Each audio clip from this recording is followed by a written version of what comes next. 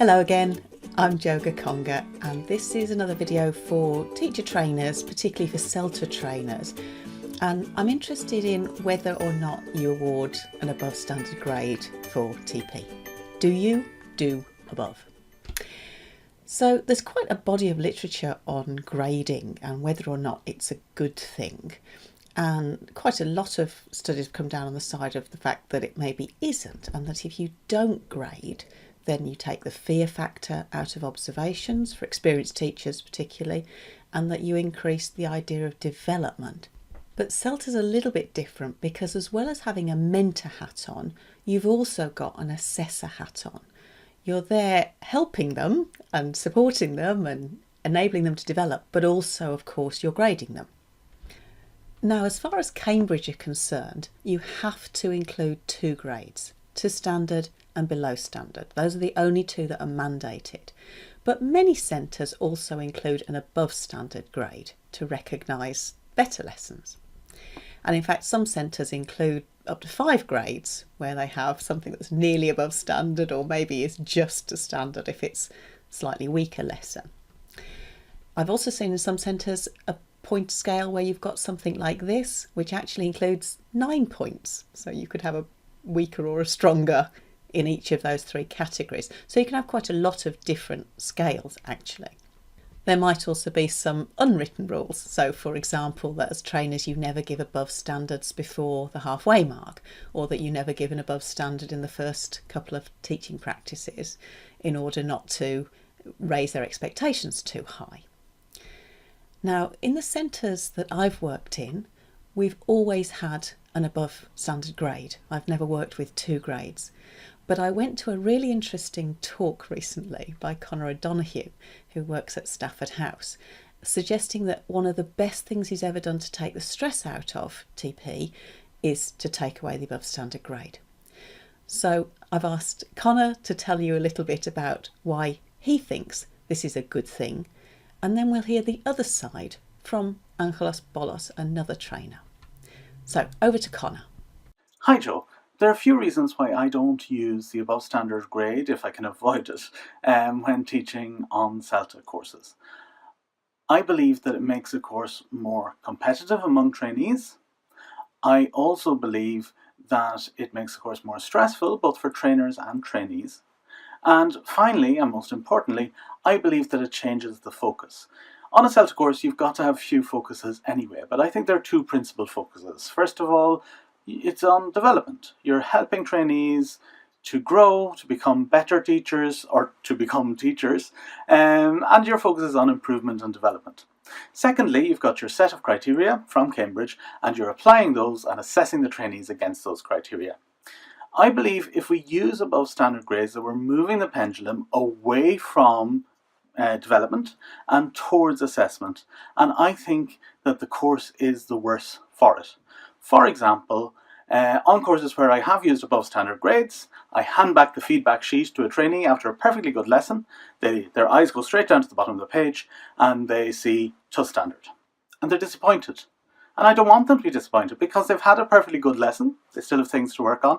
But they know that they haven't done enough to get an above standard grade. And having the above standard, it almost makes every to standard feel like a fail. And for that reason, it really does, it brings up that question that we get again and again, and there's no answer to it in many cases, when depending on the training you're talking to, what do I need to do to get an above standard grade? And what we want trainees to be asking is, what do I need to do to be a better teacher? What do I need to do to develop? What can I do to help my students more? And when we take away the above standard grade, you're much more likely to have conversations like that instead of the conversation, what do I need to do to get an above standard? And here's the other side of the argument from Angelos. Hello Jo, I'm here to share my opinion with regards to the benefits of having an above standard mark for TPs. I will start with the benefits for the trainers.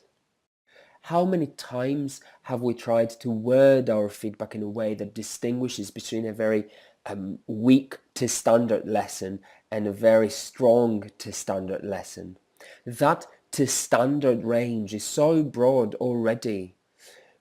Imagine adding to this the above standard range, I think it will make writing feedback a much more complicated process than it already is. Having an above standard mark helps us consider grades for trainees.